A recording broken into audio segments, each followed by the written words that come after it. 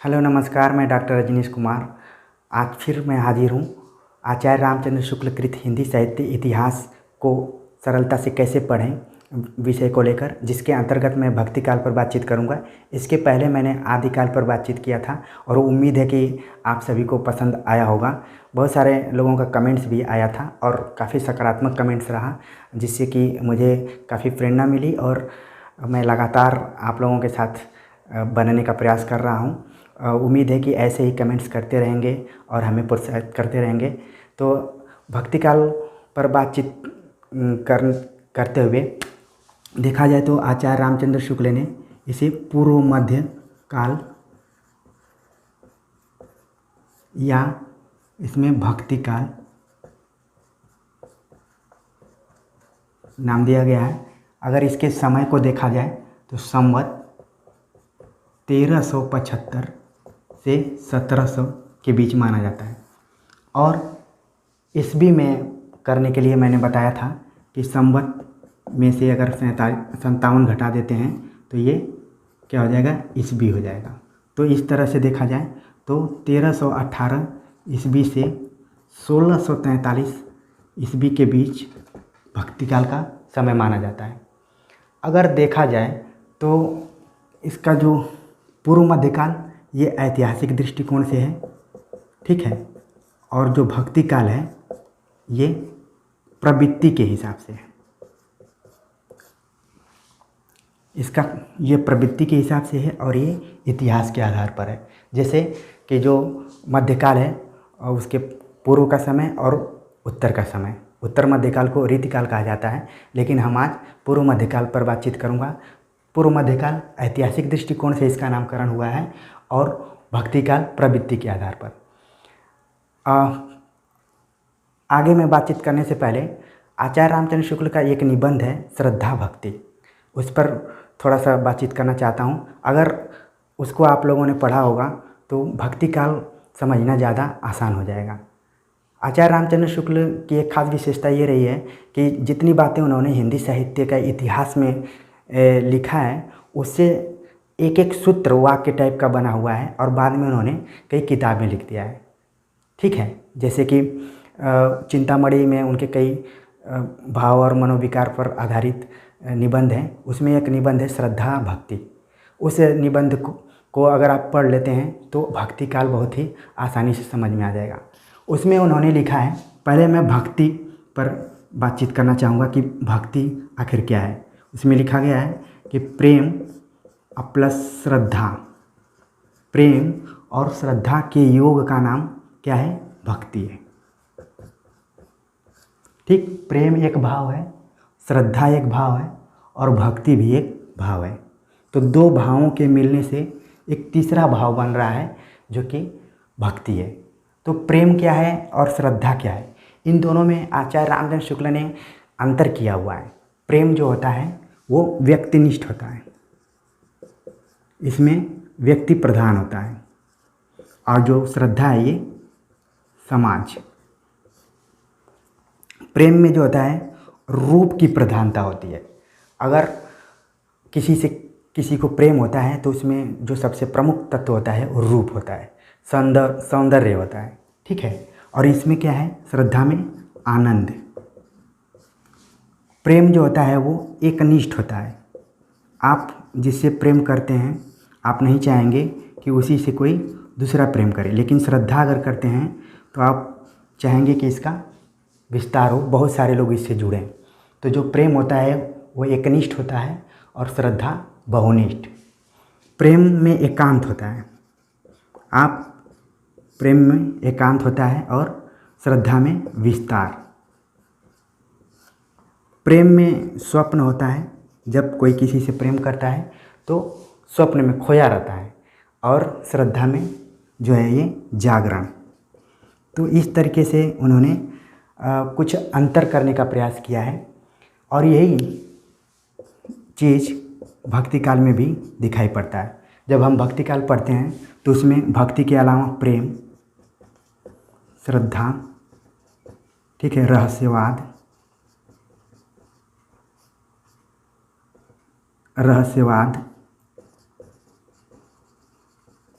दर्शन, आनंद, संप्रदाय आदि चीज़ों से हम परिचित होते हैं।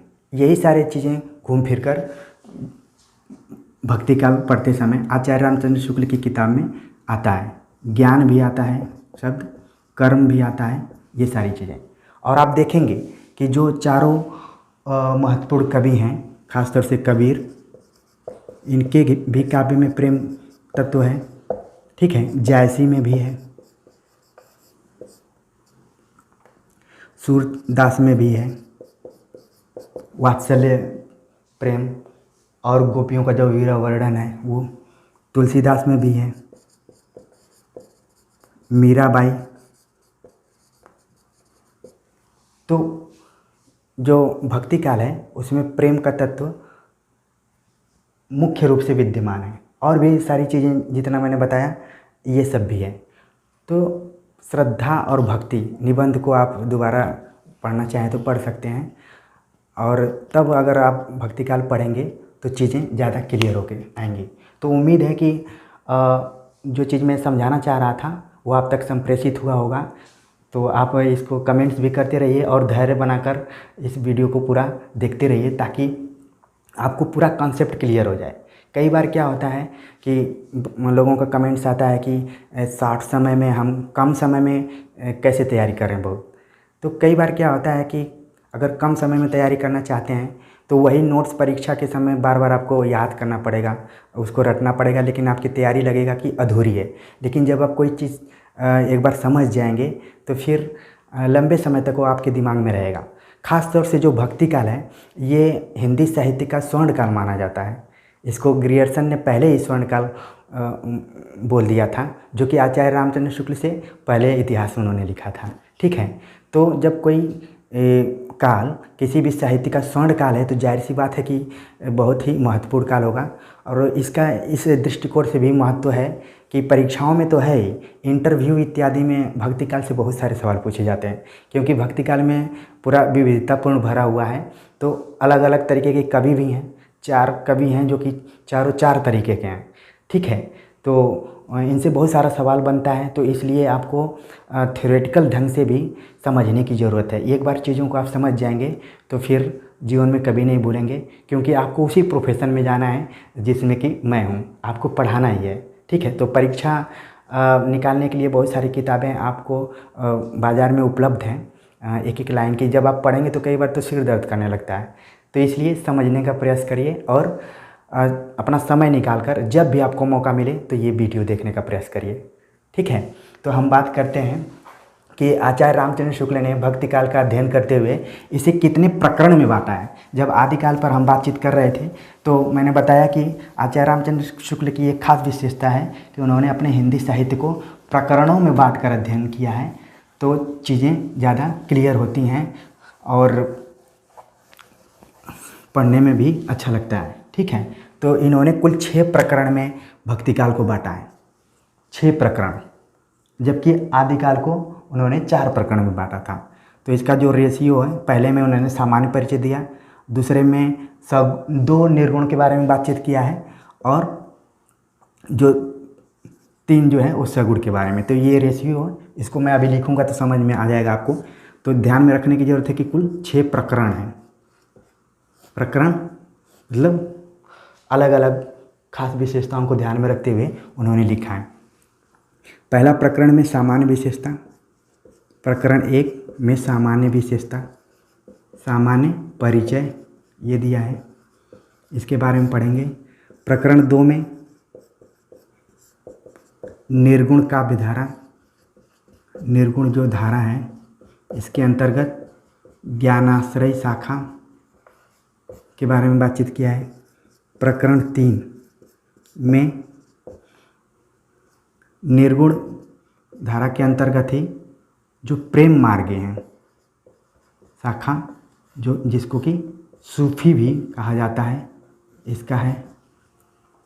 प्रकरण 4 में सगुण धारा, जिसके अंतर्गत राम भक्ति शाखा के बारे में बातचीत की गई है।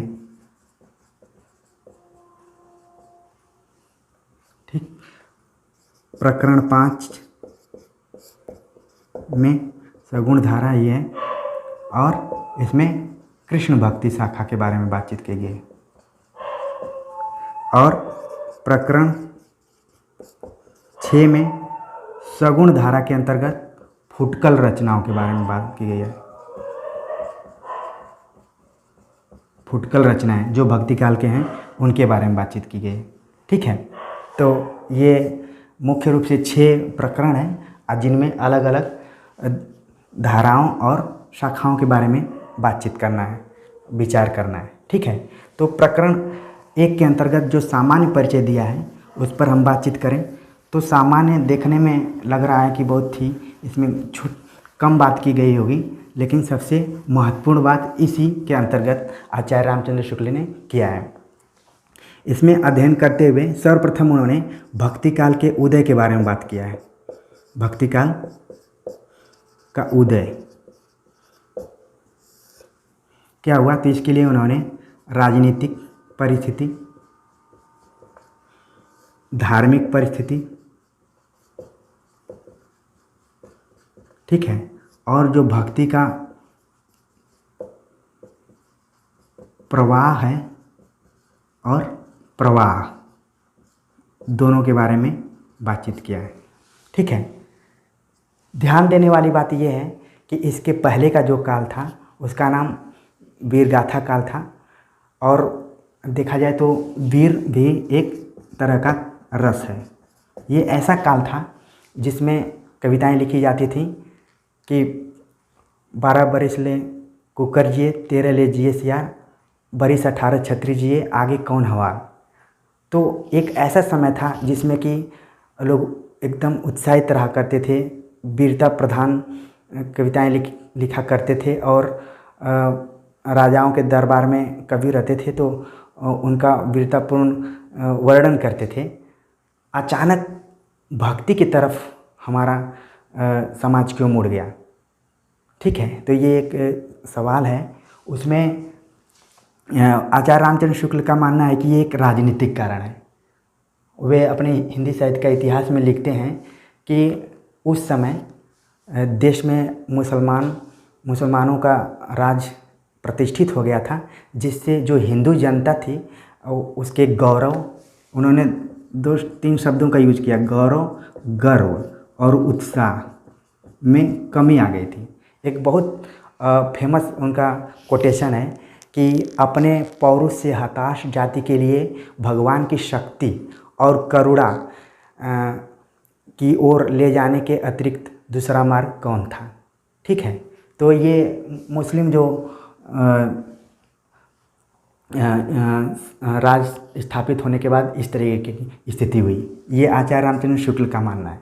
ठीक है, दूसरी स्थिति ये है कि धार्मिक परिस्थिति देखा जाए तो वो जो समय था, एक मैप के माध्यम से मैं बताने का प्रयास करूँगा कि जो धार्मिक स्थिति है उन्होंने नाथों और सिद्धों के को भी इसका जिम्मेदार माना है। ठीक है, ये मैप मैं ऐसे बना रहा हूँ बस समझने के लिए कि आपको पूरा चीज़ें समझ में आ जाएं, क्योंकि जो भक्ति काल है ये भारत हिंदी साहित्य का एक ऐसा काल है जो कि काफ़ी इसका क्षेत्र बहुत ज़्यादा है। अगर आदिकाल की बात करें तो इसका क्षेत्र ये राजस्थान और आसपास के एरिया में ही था, लेकिन भक्ति काल तो दक्षिण से लेकर उत्तर तक एकदम पूरा फैला हुआ है। तो उसमें आचार्य रामचंद्र शुक्ल लिखते हैं, जब धार्मिक स्थितियों का वो पर विचार करते हुए वो लिखते हैं कि जो पूर्वी क्षेत्र था भारत का, उधर सिद्ध थे, सिद्ध, और पश्चिम में नाथ। ठीक है, तो आप मैप में पूर्वी क्षेत्र में जो सिद्ध हैं और पश्चिमी में नाथ, इनके प्रभाव से जो जनता थी वो धर्म की, जो जनता के अंदर धर्म की भावना होनी चाहिए वो धीरे धीरे दबती जा रही थी, और उनका हृदय धर्म के प्रति, धर्म से भी दूर होता जा रहा था। एक कारण ये भी आचार्य रामचंद्र शुक्ल ने बताया है। ठीक है, कि केवल मुस्लिमों का आक्रमण जो था वही नहीं था, बल्कि यहाँ आंतरिक जो संप्रदाय थे, सिद्ध और नाथ, इनका भी योगदान रहा है। तो ये कारण इन्होंने माना है, और उन्होंने लिखा है कि जब इसके प्रवाह पर बातचीत करते हुए उन्होंने लिखा है। अगर तीसरा पॉइंट बातचीत किया जाए, भक्ति का प्रवाह और प्रभाव। भक्ति काल एक ऐसा काल रहा है जिसमें दक्षिण से लेकर उत्तर तक, दक्षिण में 2 शाखाएं थीं, आपने पढ़ा होगा हिंदी साहित्य के इतिहास में, और दोबारा देखने का प्रयास करिएगा, जिसमें कि आलवार और नैनार। ठीक है, अलवारों की संख्या कुल 12, कई बार परीक्षाओं में पूछ दिया जाता है। और इनका दिव्य प्रबंधम करके एक काव्य था, उसमें पूरा 12 का नाम है, और इसमें है कुल 63। ठीक है, 63 लोग शामिल हैं नैनार में। और इसमें ये था वैष्णव और ये थे शैव, ये दोनों दक्षिण में थे, यहाँ के लोगों को प्रभावित किया था। एक महिला का नाम इसमें आता है अंडाल, अंडाल करके एक महिला है जिनको दक्षिण का मीरा कहा जाता है। उत्तर की तो मीराबाई थी, इन्हें दक्षिण का मीरा कहा जाता है अंडाल को। और आगे चलकर छायावाद में महादेवी वर्मा को छायावाद या आधुनिक हिंदी साहित्य का मीरा कहा जाता है उनको। ठीक है, तो इस तरीके से आप ध्यान में रखिए कि अंडाल जो थी वो दक्षिण की मीरा थी, कई बार ये सवाल पूछा जाता है। तो ये 2 शाखाएं इधर थीं, फिर धीरे धीरे जो भक्ति का क्षेत्र है वो वहाँ से उत्तर की तरफ बढ़ना शुरू हो गया, और यहाँ पर इसको थोड़ा सा उस उपजाऊ भूमि मिली और ये विस्तृत हो गया। ठीक है, तो देखा जाए तो महाराष्ट्र में नामदेव थे, पंजाब में गुरु नानक देव, ठीक, राजस्थान में मीराबाई, राजस्थान में ही सुंदरदास का नाम सुना होगा आप लोगों ने, सुंदरदास। और गुजरात में थे एक दादू दयाल, और उत्तर प्रदेश इत्यादि यहाँ सूरदास, कबीरदास, तुलसीदास, ये सब तो थे ही। इसके अलावा बंगाल में महाप्रभु, ठीक है, इधर विद्यापति इत्यादि थे, असम में भी थे, पूरा चारों तरफ फैले हुए थे भक्त कवि जितने थे। तो इस तरीके से देखा जाए तो जो भक्ति काल था वो काफ़ी एक समृद्ध, इसीलिए इसको स्वर्ण काल कहा जाता है। और बहुत सारे जो कवि थे उन्होंने महत्वपूर्ण रचनाएं भी की।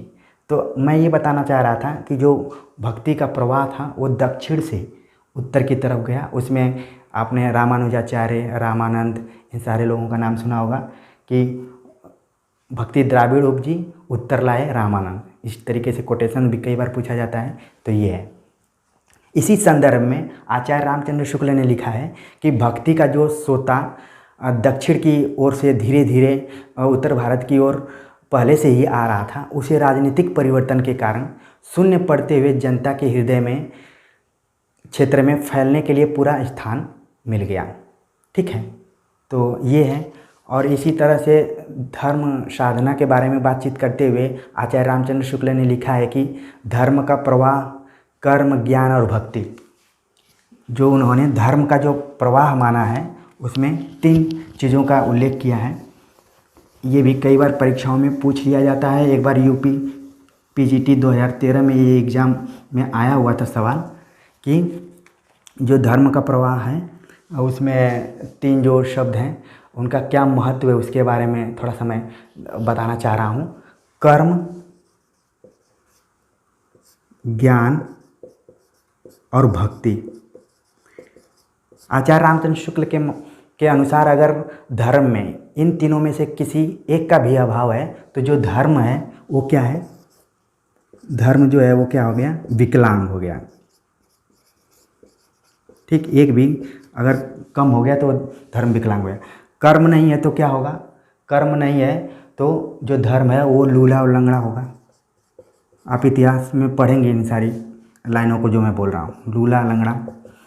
और जो ज्ञान होगा वो अंधा होगा, और भक्ति हृदयहीन या निष्प्राण होगी। आचार्य रामचंद्र शुक्ल का जब आप हिंदी साहित्य का इतिहास पढ़ेंगे तो हृदयहीन नाम शब्द बहुत बार आता है। कई बार वो जैसे केशव का पढ़ेंगे तो उसमें इसका जिक्र हो जाएगा। और बहुत सारे कवियों के बारे में लिखा है कि कौन सहृदय था और कौन हृदयहीन था। ठीक है, तो उसी तरीके से इन्होंने ये कहा कि अगर धर्म में अगर इन तीनों में से कोई एक भी कम है या नहीं है, उसका अभाव है, तो धर्म विकलांग होगा। कर्म नहीं है तो धर्म लूला लंगड़ा रहेगा, ज्ञान नहीं है तो अंधा रहेगा, और भक्ति नहीं है तो हृदयहीन या निष्प्राण रहेगा। इसके बारे में पूरा बातचीत किया गया। तो सामान्य परिचय में इन्हीं सारी चीज़ों पर आचार्य रामचंद्र शुक्ल ने विस्तार से बातचीत किया है। जब आप दोबारा आप पढ़ेंगे हिंदी साहित्य का इतिहास तो आप लोगों को और समझ में आएगा। ये तो मैं एक दृष्टि दे रहा हूँ कि कैसे सरलता से आप इतिहास को पढ़ें। प्रकरण 2 में बात करें तो इसमें निर्गुण धारा के अंतर्गत ज्ञानाश्रय शाखा,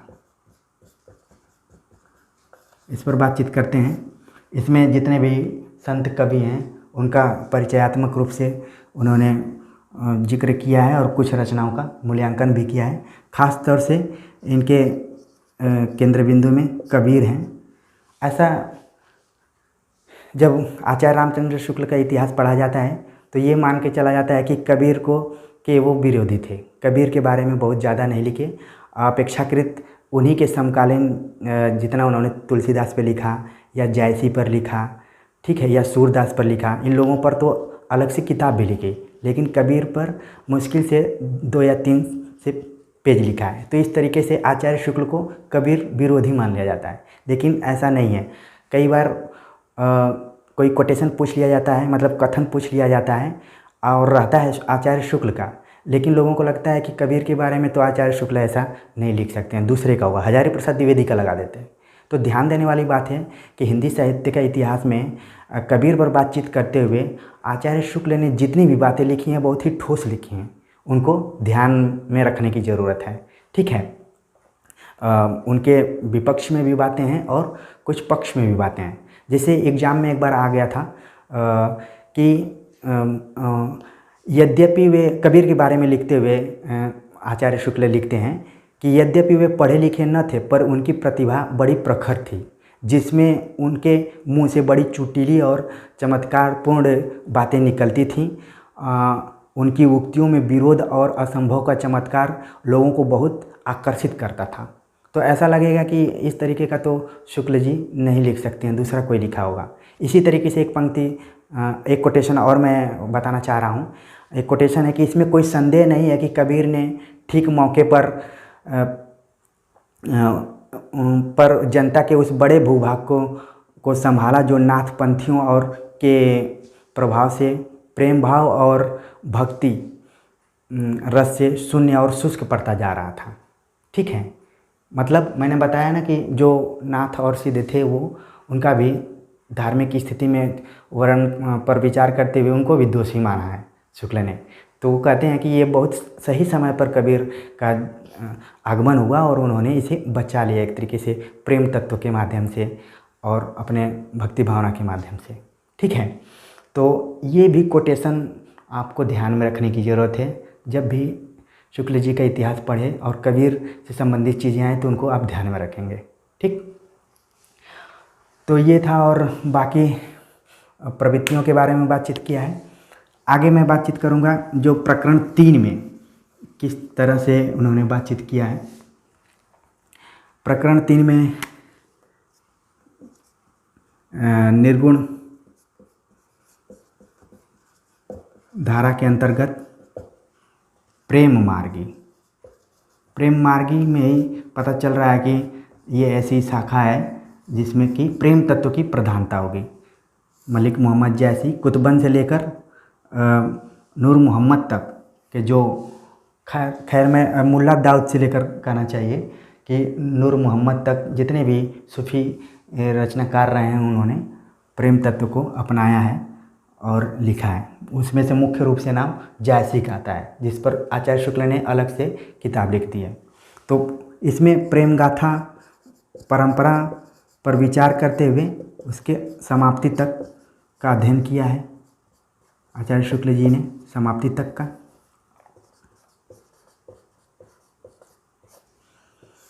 और सूफियों के बारे में उनका एक बहुत ही महत्वपूर्ण कोटेशन है जो कि परीक्षाओं में हमेशा आता रहता है कि इन्होंने मुसलमान होकर हिंदुओं की कहानियों को हिंदुओं की ही बोली में पूरी सहृदयता के साथ कहकर जीवन की अपनी जो मर्म स्पर्शनीय अवस्था के साथ अपने उदार हृदय का पूर्ण सामंजस्य दिखा दिया। इस तरीके से उनका एक कोटेशन है कि जो सूफी कवि हैं वो मुसलमान होते हुए भी जितनी भी अपनी रचनाओं की विषय वस्तु बनाया है वो सब हिंदू घराने की कथा है। ठीक है, जैसे कि जयसी की कथा सभी को पता है कि नागमती, रत्नसेन और पद्मावती का है। इसी तरीके से मृगावती में, मधुमालती में जितनी भी रचनाएं हैं उनमें यही सब है। लेकिन एक जगह वो लिखते हैं नूर मोहम्मद का जिक्र करते हुए कि नूर मोहम्मद जब हिंदी को अपनाते हैं तब उनको अपने समाज में उपालंब का शिकार होना पड़ता है। मतलब कि जितने भी मुसलमान हैं उन्हें एक मना करते हैं कि तुम हिंदी में क्यों लिखते हो, मुसलमान होते हुए भी हिंदी को क्यों अपनी कविता का भाषा बना रहे हो। तो ये भी इस बात का भी जिक्र किया है आचार्य शुक्ल ने। ठीक है, तो इस पर बातचीत किया है। और एक खास विशेषता ये है कि इसमें जो कबीर का रहस्यवाद है और सूफियों का रहस्यवाद है, इसमें क्या अंतर है, इसके बारे में भी बातचीत किया है। तो एक का भावनात्मक है और दूसरा का साधनात्मक है। तो ये मुख्य अंतर है। और जो कबीर हैं उन्होंने सूफियों से जो प्रेम तत्व है उसको ग्रहण किया है। तो इसको भी आप पढ़ेंगे जब हिंदी साहित्य का इतिहास दोबारा पढ़ेंगे तो एक दृष्टि मैं दे रहा हूँ जिससे कि आपको पढ़ने में आसानी होगी। प्रकरण 4 के बारे में बातचीत किया जाए तो ये जो है प्रकरण 4 के अंतर्गत उन्होंने सगुण धारा के अंतर्गत राम भक्ति शाखा के बारे में बातचीत किया। नाम से ही पता है कि जितने भी कवि होंगे उनके विषय वस्तु में क्या होंगे, राम होंगे। तो राम भक्ति शाखा। इसके अलावा उस समय शंकराचार्य का जो अद्वैतवाद है इसको लेकर भी कवियों ने काफ़ी विचार किया। इस समय कुछ कवि जो थे वो सिद्धांत या दर्शन पर भी बातचीत कर रहे थे। तो अद्वैतवाद के विरोध में विशिष्टाद्वैतवाद, ठीक है, द्वैताद्वैतवाद, द्वैतवाद, शुद्धाद्वैतवाद, इस तरीके की कई वाद हैं जिसका कि जब कभी हम अलग से बातचीत करेंगे तो विस्तृत रूप से उस पर बातचीत करेंगे। लेकिन यहाँ थोड़ा सा समझने की ज़रूरत है कि शंकर, जो कि भारत में कहा जाता है कि इन्होंने पीठों की स्थापना की थी। शंकर ने तीन चार जगह इन्होंने पीठ बनाया था और इन्होंने दर्शन दिया था जगत मिथ्या ब्रह्म सत्य करके। ठीक है, और ख़ास तौर से कि जगत सही है कि मिथ्या है, कि ब्रह्म सही है कि मिथ्या है, इन सारी चीज़ों पर विचार करते हुए अलग अलग तरीके से यहाँ पर दर्शनों का जन्म हुआ। तो उस पर बातचीत किया है आचार्य रामचंद्र शुक्ल ने। तो इसको पढ़ेंगे। कुछ संप्रदायों के बारे में बातचीत किया है जिसमें कि श्री संप्रदाय, ठीक है, ब्रह्म संप्रदाय, रुद्र संप्रदाय, संकादिक संप्रदाय, इस तरीके से कई संप्रदाय हैं। तो उन पर भी अलग अलग तरीके से बातचीत किया कि कौन किसके प्रवर्तक हैं और उसके अंतर्गत कौन कौन और आते हैं। ठीक है, इसके साथ ही इसमें ये भी विचार किया गया कि रामानंद जो थे, रामानंद, इनकी जो शिष्य परंपरा रही है, कहा जाता है कि रामानंद के कुल 12 शिष्य थे।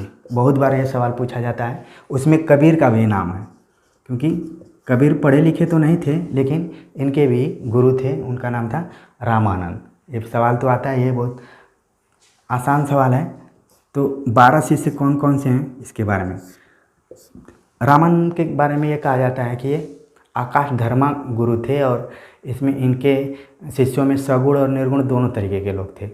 ठीक है, ये थोड़ा सा अलग तरीके के गुरु थे।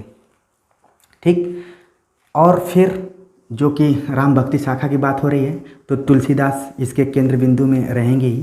तो उन पर पूरा विस्तृत रूप से अध्ययन किया है आचार्य रामचंद्र शुक्ल ने, तुलसीदास, और पूरा इनकी लोक मंगल चेतना, समन्वयवादी चेतना, इन सब पर विचार किया है। ठीक है, और रामचरितमानस जो कि 7 कांडों में है, उन 7 कांडों को कैसे याद करें, फार्मूला मैं एक लिख दे रहा हूँ। आप लोग जब भी परीक्षा में जाएं उसके पहले इसको याद कर लें। बाकलसु, बालकांड, अयोध्या कांड, अरण्य कांड, किष्किंधा कांड, लंका कांड, सुंदरकांड और उत्तरकांड, ये 7 हैं और ये 7 घटनाओं पर आधारित हैं। तो कई बार परीक्षाओं में इसमें वो पूछ देता है, क्रम पूछ देता है, तो इसको ध्यान में रखने की ज़रूरत है। कितना कोई ऑब्जेक्टिव किताबों को रटेगा जब तक आप पूरा ठीक से समझ नहीं लेते हैं, ठीक है। तो और ये कितने समय में लिखा गया था, 2 वर्ष 7 महीने के आसपास में इसको टाइम लगा था। तो अगर ये याद आप कर सकते हैं तो आप तुरंत इसको जोड़कर संविधान से देख सकते हैं कि संविधान को भी लिखने में लगभग उतना ही समय लगा था, 2 वर्ष 11 माह 18 दिन लगा था। लेकिन रामचरितमानस को लिखने में भी 2 वर्ष 7 माह लग गए थे, ठीक है। तो इसमें ये मुख्य रचना के रूप में आई है। इसके अलावा ये आचार्य रामचंद्र शुक्ल ने तुलसीदास के 12 ग्रंथों का उल्लेख किया। ये भी सवाल कई बार परीक्षाओं में पूछा जाता है, जिसमें 5 बड़े हैं और 7 छोटे हैं, ठीक। तो और भी छोटे छोटे सवाल पूछे जाते हैं और आप जब पढ़ेंगे इतिहास तो और चीज़ें आपको क्लियर हो जाएंगी। अब बात करते हैं प्रकरण 5 के अंतर्गत। जो प्रकरण 5 है इसमें कृष्ण भक्ति शाखा के बारे में बातचीत की गई है। सगुण धारा के अंतर्गत ही कृष्ण भक्ति शाखा, वहाँ राम थे और यहाँ कृष्ण, ठीक। और सगुण धारा, इसमें आचार्य रामचंद्र शुक्ल ने बातचीत करते हुए शंकर के अद्वैतवाद और वल्लभाचार्य, ध्यान रखें वल्लभाचार्य इनका नाम है। कई बार बच्चे वल्लभाचार्य लिख देते हैं परीक्षाओं में, कई बार देखने में आया है कि इसको वल्लभाचार्य लिख देंगे, तो ध्यान रखें कि ये वल्लभ नाम था इनका, ठीक है। इसको शॉर्ट में मैं वीसी भी लिख देता हूँ जो कि याद रहता है। तो इनके दर्शन पर बातचीत किया गया है। वल्लभाचार्य ने एक सिद्धांत दिया था जिसका नाम है पुष्टि मार्ग, ठीक।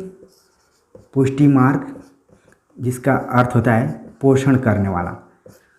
इसमें ये माना जाता है कि कोई जीव भक्ति के तरफ तभी अग्रसित होगा जब उसे भगवान का अनुग्रह प्राप्त होगा, ठीक है, तभी वो जा सकता है। इन्होंने जीवों की 3 तरह के जीवों की बात किया है जो कि इतिहास में लिखा गया है, आप इसको देख लेंगे। कई बार सवाल पूछ लिया जाता है कि वल्लभाचार्य ने कितने तरह की जीवों की चर्चा की है, तो इसमें मर्यादा जीव है और 2 जीव हैं, ठीक है। तो ये है। इसके अलावा कृष्ण भक्ति शाखा में एक टर्निंग पॉइंट तब आता है जब वल्लभाचार्य के साथ साथ उनके पुत्र विट्ठलनाथ की एंट्री होती है, तो अष्टछाप की स्थापना होती है, ठीक। अष्टछाप का नाम सुने होंगे, जिसका संबंध इसी भक्ति काल के कृष्ण भक्ति शाखा के अंतर्गत है। कई बार सवाल पूछा जाता है, तो इसमें नाम में ही अर्थ छिपा हुआ है कि ऐसे 8 कवियों का समूह है अष्टछाप, जिसकी स्थापना जो हुई थी 1565 ईस्वी में और किया था विट्ठलनाथ ने, ठीक है। विकल्प में आपके वल्लभाचार्य भी रहेगा, लेकिन उत्तर क्या होगा, विट्ठलनाथ। तो इसको भी ध्यान में रखना है। इसको मैं शॉर्ट में वीएन कर लेता हूँ और इधर हो गए वल्लभाचार्य। अब 8 शिष्य जो थे वो केवल विट्ठलनाथ के नहीं थे, स्थापना इन्होंने किया था, लेकिन 4 शिष्य वल्लभाचार्य के थे और 4 शिष्य विट्ठलनाथ के थे। तो इस तरीके से कुल 8 हुए, ठीक। तो ये दोनों एक तरीके से उस समय के सुपरवाइजर थे और ये चारों शिष्य थे। अब चारों शिष्य में कौन थे, कुंभनदास, सूरदास, परमानंदास और कृष्णदास, ठीक। कृष्ण भक्ति शाखा में कृष्णदास नाम के एक कवि थे और ये चारों जो कवि थे ये वल्लभाचार्य के शिष्य थे। और विट्ठलनाथ के जो शिष्य थे गोविंद स्वामी, नंददास, ठीक, क्षितिज स्वामी और चतुर्भुज दास। तो इसमें देखा जाए इन 8 में 2 कवि बहुत फेमस हुए, जिसमें कि सूरदास और नंददास, मतलब दोनों के एक एक शिष्य अपने काव्य रचना में बहुत फेमस हुए। सूरदास इन लोगों का काम था जो कृष्ण के संबंधित पद थे उनका मंदिर में जाकर कीर्तन इत्यादि करना। आप देखेंगे आदि भक्ति काल में कुछ कवि हैं जो कि मंदिर इत्यादि में एक कीर्तन भजन करते थे, जिसमें कि आप सूरदास का नाम जान रहे हैं। मीराबाई भी मंदिर में ही रहा करती थी, जिसके लिए उनको काफ़ी विद्रोह का सामना करना पड़ा और बहुत उनको दिक्कत भी हुई थी। तो जब भी अष्टछाप की बातचीत होगी तो आप इस फार्मूलों के याद रखेंगे कि KSPK मतलब कि कुंभन दास, सूरदास, परमानंद दास और कृष्णदास, ये वल्लभाचार्य के शिष्य थे। और विट्ठलनाथ के जो शिष्य थे GNCC, अगर कोई NCC किया होगा तो तुरंत उसको याद हो जाएगा और उसके पहले G लगा देगा। ठीक है, तो GNCC मतलब कि गीत स्वामी, नंददास, क्षितिज स्वामी और चतुर्भुज दास। तो ये और इनका ये सूरदास के जो गुरु थे वल्लभाचार्य थे और नंददास के ये। तो कई बार सवाल पूछ लिया जाता है, इनका क्रम भी पूछ लिया जाता है, तो इसको भी आप ध्यान में रखेंगे। इसके बाद भक्ति काल, इस चरण के अंतर्गत भक्ति काल की जो राजनीतिक और धार्मिक परिस्थितियां थीं उन पर भी विचार किया गया है। ये जो दौर था ये अकबर का समय था, जो कि काफ़ी अच्छा था, उस समन्वय का समय था, इसमें बहुत ज़्यादा दिक्कत नहीं थी लोगों की। वो है कृष्ण भक्ति परंपरा। कृष्ण भक्ति परंपरा में इन अष्टछापों के अलावा दो कवि और आते हैं, मीराबाई और रसखान। इन दोनों की एक खास पहचान ये है कि मीराबाई पहली बार, आप देख रहे होंगे, अंडाल के बाद पहली बार कोई साहित्य में स्त्री आई हुई है। तो इसको आप ध्यान में रख सकते हैं कि यहाँ से स्त्रियों का कविता क्षेत्र में आना एक बड़ी उपलब्ध वो थी, क्रांति टाइप की थी। और रसखान जो कि मुस्लिम होते हुए भी इन्होंने कृष्ण भक्ति संबंधित रचनाओं को किया। तो ये दोनों खास तरह के कवि रहे हैं, तो ये अन्य कवियों में आते हैं। ठीक है, तो इस तरीके से पांचवा प्रकरण खत्म हो जाता है। और छठे प्रकरण में क्या है? छठे प्रकरण में है वो फुटकल कवि, क्योंकि आचार्य शुक्ल जब अपना हिंदी साहित्य का इतिहास लिखते हैं तो उन्होंने एक बनाया हुआ है बिंदु कि सामान्य परिचय रहेगा, फिर इसके बाद मुख्य मुख्य बिंदु रहेंगे, फिर जो चीज़ उनको नहीं समझ में आएगा उसको वो फुटकल खाते में रख देंगे। ठीक है, तो फुटकल खाते में इसमें सगुण धारा के अंतर्गत ही फुटकल कवियों को रखा है, जिनमें कि मुख्य रूप से जो कवि आते हैं उसमें पहला नाम है नरोत्तम दास, जिन्होंने सुदामा चरित लिखा। ठीक, दूसरे नरोत्तम दास सुदामा चरित उन्होंने लिखा। फिर गंग नाम के कवि आते हैं, जिनको कहा जाता है कि हाथी से कुचलवा दिया गया था, तो इनको याद रखिए। और इनकी प्रथम गद्य रचना भी छंद वर्णन की महिमा करके एक रचना है, वो भी आती है। इसके अलावा हैं वनारसी दास जैन। कहा जाता है कि इन्होंने अर्ध कथानक नाम से हिंदी की पहली जीवनी लिखी है। ठीक है, ये सवाल बहुत बार एग्जाम में आता है, इसको भी आपको ध्यान में रखने की ज़रूरत है। इसके अलावा सेनापति का नाम आता है, सेनापति जिनको कहा जाता है कि ये ऋतु वर्णन बहुत करते हैं। ठीक है, तो इसके लिए फेमस हैं। और सबसे महत्वपूर्ण नाम है रहीम का। रहीम के दोहों से सारे लोग परिचित होंगे। और देखा जाए तो जो रहीम है वो मुख्य धारा के कवि नहीं हैं आचार्य रामचंद्र शुक्ल के नज़र में, उन्होंने फुटकल खाता में रखा है। जबकि देखा जाए जो भारत का जनमानस है उसमें कबीर और रहीम, इन्हीं दोनों का दोहा लोगों के मन तक बैठा हुआ है। ठीक है, तो रहीम फुटकल खाते के कवि हैं। तो आपको अब समझ में आ गया होगा कि किस तरीके से आचार्य रामचंद्र शुक्ल ने पूरा भक्ति काल का अध्ययन किया है प्रकरणों में बांटकर। इसको मेरा बताने का प्रयास था और उम्मीद है कि आप लोगों को अच्छे से समझ में आ गया होगा और एक खाका बन गया होगा कि भक्ति काल में कैसे अध्ययन करना है इसका। एक चीज़ और मैं बताना चाहूँगा भाषा के दृष्टिकोण से। जब हम आदिकाल को पढ़ रहे थे तो उस समय भाषा अपभ्रंश और देश भाषा काव्य के बारे में हम पढ़े थे पिछले लेक्चर में। आज हम उसी से जुड़ा हुआ कि जो भक्ति काल की जो भाषा रही है वो ब्रज और अवधि, ब्रज भाषा और अवधि रही है। ठीक है, ब्रज भाषा में सूरदास ने लिखा, उसके प्रमुख कवि के रूप में आते हैं। और अवधी में तुलसीदास और मलिक मोहम्मद जायसी।